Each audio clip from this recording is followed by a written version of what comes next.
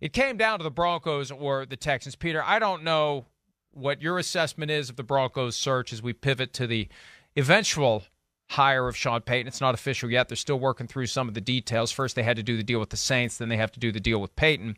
But I feel like it started with, we want Harbaugh or Payton. Jim, not John. We want Jim Harbaugh or Sean Payton. And then they moved past both of those guys because they knew it was going to take a lot to get Payton. And Harbaugh, who the hell knows what went on there. And I think they fell in love with DeMeco Ryans. And there was a period 10, 11 days ago, they were ready to hire DeMeco Ryans, even though they would have had to wait until after the 49ers were done. But they were ready to settle on DeMeco Ryans. And then they found out Ryans isn't interested. And that's when they pivoted back to Harbaugh, went to Ann Arbor. Very significant for Greg Penner, the CEO of the Broncos, former CEO of Walmart, to get on a plane and go to Michigan in January to talk to Jim Harbaugh. That shows you they wanted Jim Harbaugh. They wouldn't have done that if they didn't want Jim Harbaugh. Well, Harbaugh, that petered out again, and then it was back to Payton. And my theory is, Peter, and who knows, maybe there'll be a book written about it someday, but I think that as of Tuesday, when it looked like the Broncos were flailing in an effort to find a coach, that nobody wanted that job except Jerry Rossberg, I feel like they hit the panic button and they said, let's get this done. Let's quit screwing around here. We're starting to look like nincompoops. There's your SAT word of the day. And Peter, I'm sure we'll come up with something better. We still have time. But let's get this thing done. And lo and behold, by the end of the day, they had Sean Payton. Okay, so Mike, I think a lot of history is recreated after this, and I'm sure we're going to hear from Denver, oh, this was our first choice. I don't know if he was their first choice, especially after Harbaugh. The whole Harbaugh fascinates me, quite honestly. By the end of his time, he does he ever last a long time?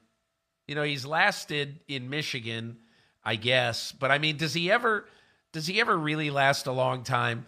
And at the end of his tenure, are people saying, man, glad we can move on from him? I mean, Harbaugh is a handful. He's unlike his brother, at least in my opinion, from my, dealings with the teams around him. But forget that for a minute. I think my biggest issue with all of this is, I think it just leads us to understand that during the process of all of these things, look, we probably follow a lot of the same people on Twitter. A week ago, weren't you seeing 10 days ago, Sean Payton is not involved. Sean Payton has questions about the ownership. Sean Payton is not a legitimate candidate for this job. So everybody was dismissing him. And I remember, a little more than a week ago, Payton saying to me, and look, at the time it was off the record. Now, I'm not going to say everything that was said in the conversation, but I'm just saying that Sean Payton liked that place. I kept saying to myself, where is this stuff about how he didn't like ownership?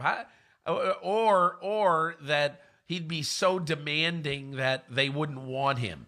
To me, the biggest thing that he had is he could look them in the eye and say, I am the one who gives you the best chance, and really the only legitimate chance to fix this investment in a quarterback that might be one of the worst in history, unless you get somebody in here to come in and put out the fire.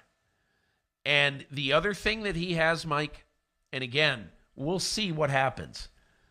Sean Payton has the ability to come in and to tell Russell Wilson, you are going to be one of 53. There's not going to be an office in the building. There's not going to be any special this, special that, video this. No. You are going to come to the building every day just like everybody else, and you're just going to be like everybody else. And obviously, he got to the point with Drew Brees where on Saturday night before the game, Brees told him the plays he wanted to run, and Payton said, okay, we're going to run them.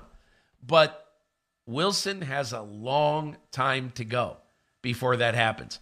But the other thing that I've heard out of there is that Russell Wilson is very ready for someone like Sean Payton to come in and to be used as a malleable kind of piece of clay in the hands of Sean Payton.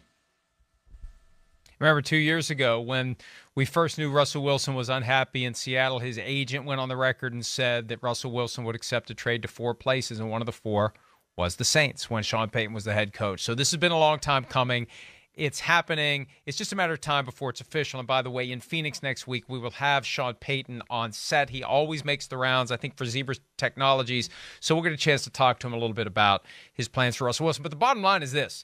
If Russell Wilson stinks this year, it's going to be because of Russell Wilson. We can say, well, maybe it was Nathaniel Hackett for 2022. If he stinks this year, it's not going to be because of the coaching. It's going to be because of the player. Hi, it's Mike Florio. Thanks for watching PFT on YouTube. Hit subscribe for the latest news and analysis from Pro Football Talk.